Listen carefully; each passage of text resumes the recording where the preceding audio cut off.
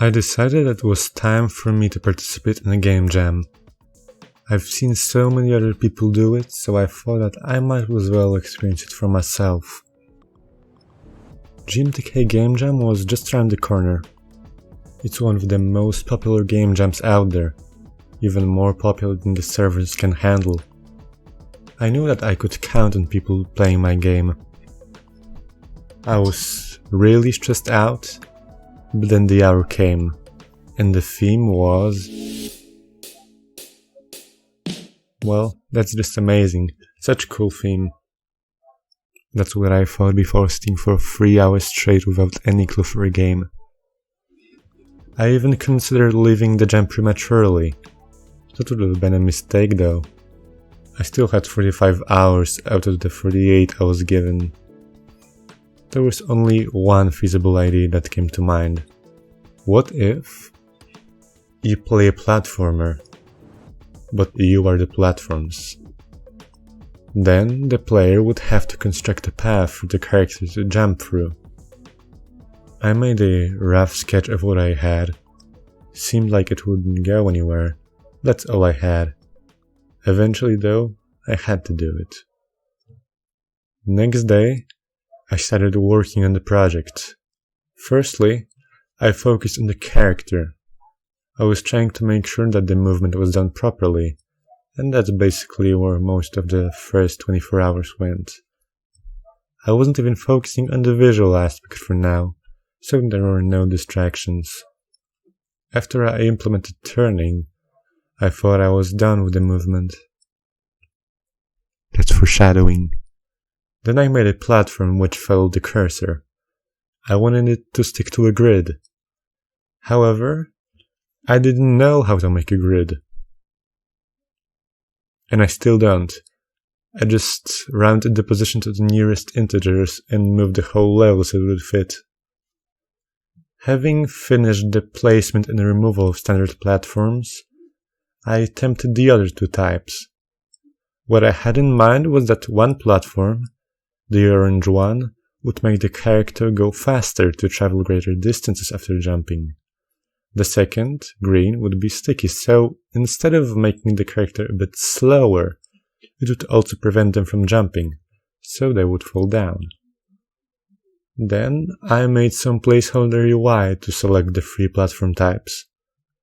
As you can see, everything is going splendidly. 1 hour and one replacement of the entire movement system later, everything was working correctly. Next up, I made the obstacles, lava and spikes. Since all good platformers have jump pads, I also had to implement jump pads. Sorry, I had no choice here, it's beyond me.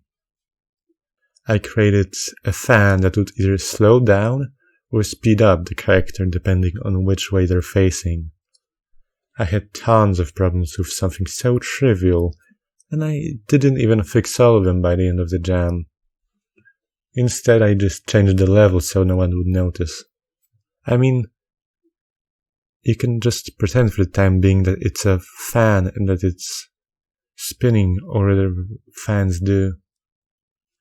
I had a sample scene of all the crucial elements in place, and they were all just multicolored squares and multicolored stretchy squares. Art doesn't come naturally to me, I know. A blue square sliding around everywhere isn't what I'd call art, though, so I decided to make some sprites for the player. I booted up a sprite, and after some trial and error, I chose to make the art 16 by 16. I thought that I should make a robot because they're easy to animate. I settled on a creeper-looking contraption without hands. Not adding hands was very helpful. It made animating very easy. Then I had to import the sprite sheet into the project. After an hour of troubleshooting, the robot was fully functional. Before finalizing my work that day, I made some additions to the game HUD by adding a play button. I knew that I had to focus to finish on time. I still had a lot to implement. To speed up my process, I found some UI art from Kenny.nl and the music track from Incompetech.com. I also wanted to design some levels on paper, but I decided to sleep earlier. I was already exhausted enough from the first half of the jam, so I didn't want it to go even more downhill. I set up a Trello board to track my progress, which helped tremendously. I began the next day with more pixel art.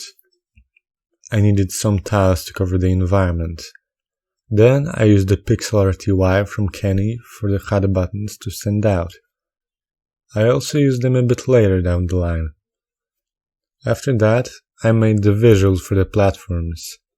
The orange platform was also inspired by the speed gel from Portal 2. All three platforms came out surprisingly well. Unfortunately, they were all shorter than I expected. I wanted them to be 4 wide, but they weren't. And I was too lazy to change it, so I just went with it. And guess what? I had to rewrite the whole movement system again. At least that was the last of it, though. I continued by making the pixel art for the fan, jump pad, and spikes. I even animated the air for the fan, but it kept giving me more and more problems. You could say that I'm not a big fan of it. Anyone? Anyhow, as any true programmer, I ignored the problems and went on with my life. I originally wanted the exit to be a door, but that's boring, so I made a cool laser teleportation station. Overall, despite the issues, my work was still going extremely well. I basically only had the UI, sound effects, and level design left. I began with UI using a custom font. Then came the music. The track I chose is Clockworks by Kevin MacLeod. I also added some processing to the scene. Afterwards, I did some level designing just so I would have a few of them before the time runs out. I won't spoil it if you want to play the game yourself. The link is in the description. I continued by making sound effects in SFXR. So I put everything in one object. This is what a Game Jam solution looks like. With a few hours left, I started doing the main menu. I really underestimated how long it would take. After I finished, I had a little over an hour and I still needed to make some more levels. I wanted to reach at least 15 of them, but time grew short, so I had to leave on 13. I finally had to pick a name for the game. I just chose a random word that sounds a bit scientific just to fit the theme of the game. With half an hour left, I built the project, prepared the page, and I was finished. Wrong. The UI wasn't working at all. It didn't scale properly just like the level itself. This meant that I had to hurry up. I changed the UI presets and I extended the level so no one would see beyond it. The first one didn't really work, but guess what did work? Ignoring the problem by making the game full screen. Apparently the servers were once again acting sketchy, so we got 1 more hour for the submissions. This allowed me to fix up some inconsistencies in the levels, and that was it. I finally finished a game jam. Other than that, I also made a custom thumbnail for the game to stand out a bit. I really thought that this game jam was going to be much worse than it actually was. As I said, the link for the game is in the description. I would really appreciate if you could also rate it in the submissions page for the jam. Any sort of feedback you can think of, good or bad, would be very helpful for me. I'm also planning to release a follow-up video of my thoughts about how the jam went. If you're interested, you can always subscribe. But for now, that would be all. See you.